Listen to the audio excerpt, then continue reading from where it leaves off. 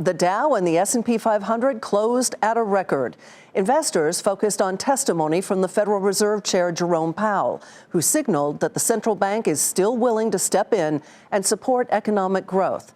That offset some fresh doubts about a potential trade deal between the U.S. and China, and reports that those talks hit a snag over agricultural purchases. The Dow Jones Industrial Average was up 92 points to 27,783. The Nasdaq was down about 4, and the S&P 500 added 2.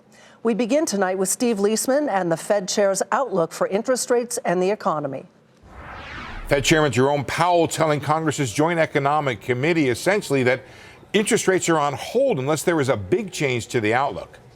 Among the key points he made at his testimony today, monetary policy is likely to remain appropriate, as in we're on hold for a while here. The economic outlook looks favorable. Risks include the global economic slowdown and the trade war. And he said fiscal policy, the way it is now with big deficits, is unsustainable.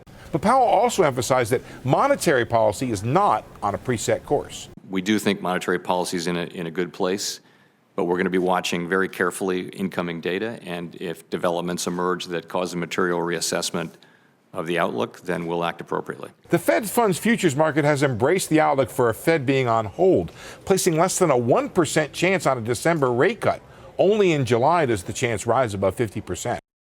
Among the areas most pursued in questions from Congress was the issue of just how low the unemployment rate can go. I'm very open to the idea that we don't know where maximum employment precisely is. We have to have significant humility when we make estimates of that, and we've got to let the data speak to us. And what the data are not sending any signal that the labor market is so hot or that inflation is moving up or anything like that. Powell also said that low rates, low growth, and low inflation are likely the new normal, and perhaps now low and maybe even lower unemployment. For Nightly Business Report, I'm Steve Liesman.